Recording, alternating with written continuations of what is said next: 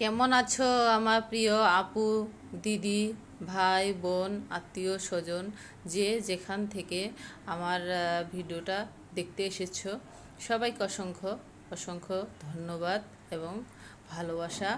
আসসালামু আলাইকুম। আমি আজকে খুব সিম্পল একটা রান্না করব, খুব ঝটপট, যে কেউ রান্না করতে পারে।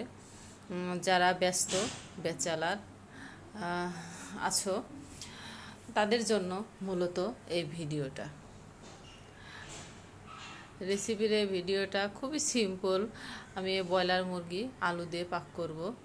আগে থেকে আমি ফ্রোজেন করে রেখেছি পেঁয়াজগুলো, আর দিয়ে দিলাম কিছুটা দেশি রসুন।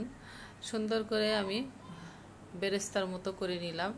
এ পর্যায়ে আমি বলেছি যারা ব্যস্ত চাকরিজীবী তাদেরই জন্য বা বেচালার তাদের জন্য এই রেসিপিটা আমার। এখানে সব ধনিয়ার গুঁড়া, মরিচের গুঁড়া, আদা গ্রেট করে দিয়েছি,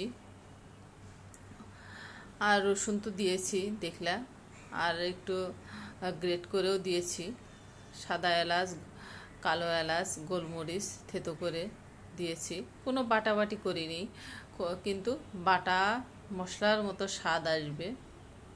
এভাবে আধা ঘন্টা আগে যদি তোমরা পেস্ট করে রেখে দাও একটু পানি দিয়ে। মশলাটা আমি সুন্দর করে কষিয়ে নিয়ে একটু পানি দিয়ে আমি কষিয়ে নিব। সুন্দর করে নাড়াচাড়া করে কষিয়ে নিব। আমি ব্যাক ক্যামেরায় আরেকবার একটু পানি দিয়ে কষিয়ে নিয়েছি। যত কষাবা আমরা কম বেশি সবাই জানি খুবই স্বাদ হয়। আর এভাবে রান্না করলে তো অন্যরকম একটা টেস্ট চলে আসে এই বেরেস্তার মতো করে রান্না করলে। আমি আগে থেকেই 1 কেজির মতো মুরগি মাংস তো আগে থেকে কেটে ধুয়ে পরিষ্কার করে পানি ঝরিয়ে রেখেছিলাম, সেগুলো দিয়ে দিলাম। সুন্দর মতো আমি নাড়াচাড়া করে আমি ঢাকনা দিয়ে ঢেকে রেখে দেব।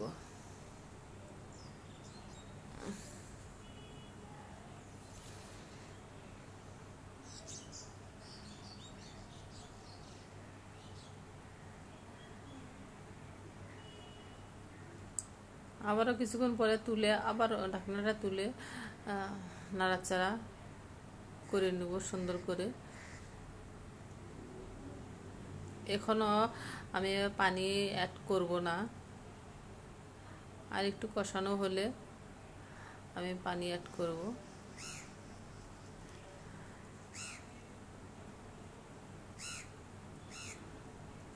এভাবে একদিন তোমরা রান্না করে খেয়ে দেখো, অনেক অনেক মজাদার হয়।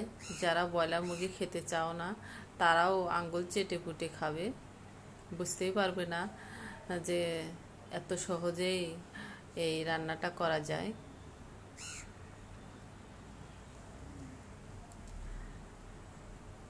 এরপর 3টা আলু সুন্দর করে আমি কেটে ধুয়ে পরিষ্কার করে রেখেছিলাম, দিয়ে দিলাম।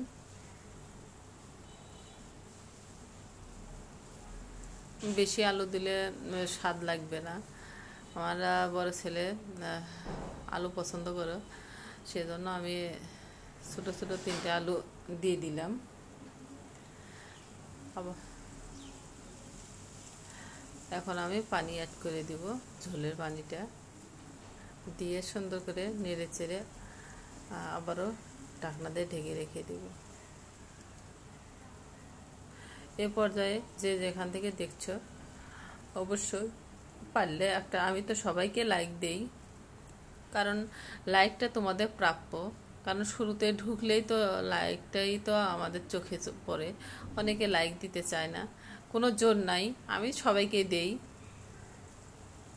তোমরা না দিলেও আমার কোনো জোর নাই।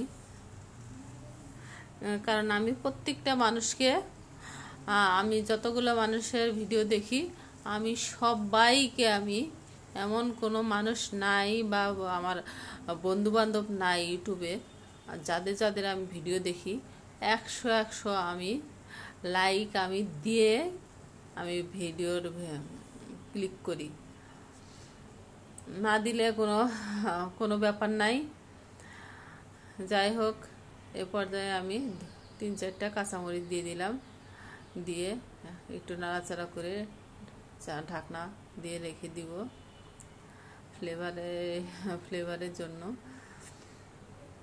যাই হোক, যে এ পর্যন্ত যে যেখান থেকে আমার ভিডিওটি দেখছো সবাইকে অসংখ্য ধন্যবাদ। খুব সুন্দর একটা ফ্লেভার বের হয়েছে। আমরা তো যা খেয়েছি, খুবই মজা হয়েছিল। আমার বাবুরও খুব পছন্দ। এভাবে রান্না করে তোমরা একবার অন্তত ট্রাই করে দেখো। আজ এ পর্যন্তই। তোমরা ভালো থাকো, সুস্থ থাকো। আল্লাহ হাফেজ।